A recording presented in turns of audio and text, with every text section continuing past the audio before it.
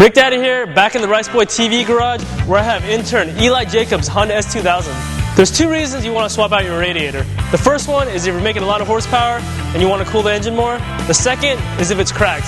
Since Eli's is cracked and he wants to make horsepower, we're going to try to kill two birds with one stone.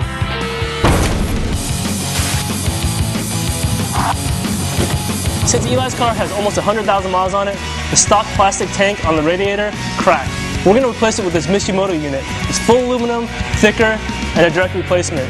For this install, you need a bucket to drain the old coolant into, a couple gallons of new coolant for the radiator, a ratchet, 10mm socket, a pair of pliers, a jack, and a jack stand for safety. Since Eli's car is so low, we need to use a stock jack just to get it up in the air, then use a real jack. If your car's not this low, you don't have to worry about it. A little higher, put the jack stand in there for safety.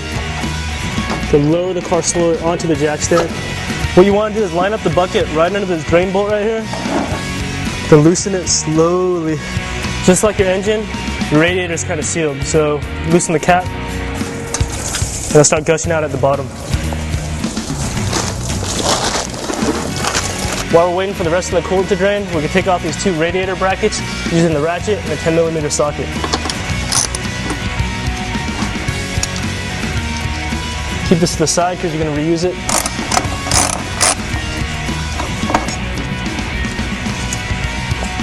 Once the majority of the coolant's out, go up to the radiator hose, use the pliers, and pull off the clamp.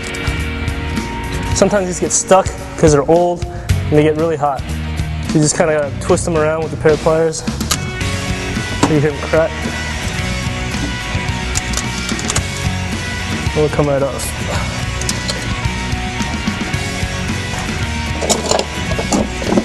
You don't have to take off the hood to get the radiator out, but it's better for you to see and better for me to see. If you're having trouble reaching the lower hose like I am, you take off this fan, taking all these 4 10mm bolts. Unplug this temp sensor at the bottom, put that to the side, you should be ready to pull your radiator out. Make sure nothing else is hitting, nothing is in the way. Watch for drips.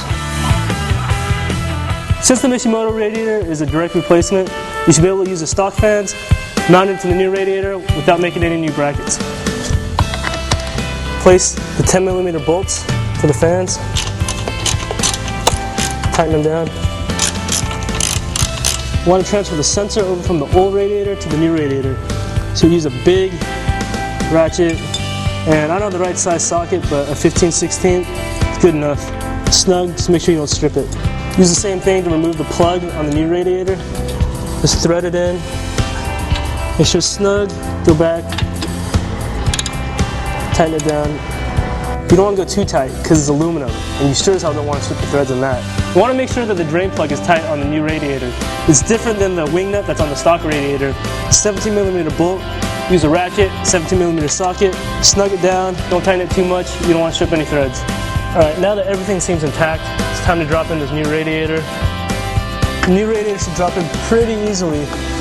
Lines up in the stock brackets and mounting points. Just play with it a little bit until you feel it pop in. Check the bottom, make sure everything's flush. This side's good. So is this side. So when plug in the sensor, really hard to reach at the bottom. Then the radiator hose at the bottom, which is equally hard to reach. Finally got that lower radiator hose back in. Top one should be a lot easier. Slide the hose pipe over.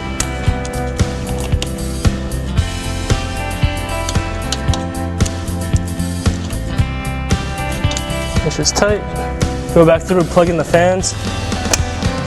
Both sides. The final step for the actual installation is to replace the radiator brackets. Tighten the 10mm bolts.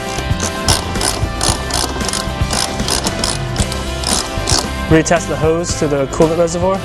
Open the radiator cap. Since we're done with the bottom, we can actually lower the car. Or if you have a funnel, use it and pour the coolant in slowly. Make sure nothing's dripping at the bottom. You don't have to use the coolant additive, but if you do, we use Purple Ice from Royal Purple. It helps keep the coolant temperatures even lower than it already does with the new radiator. That looks like great Kool-Aid. Even though your radiator might seem like it's full because there's no more coolant going down, there's actually a bunch of little air pockets in there. So what you want to do is start the car, warm it up, let the thermostat open, then flow all the coolant through, maybe pop off the bleeder valve a little bit, let out some air pockets, then you should be good to go. Once you're absolutely positive that there's no more air bubbles in the cooling system, you pull out the funnel. You should have a little bit of overflow, but that's not a big deal.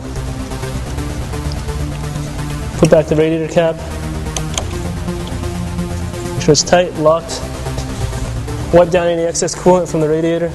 Alright, now that I finished all the hard work, I'm going to send Eli out a test drive. When he comes back, I'm going to have him clean up. Remember, for more tech stories, check back to www.riceboytv.com.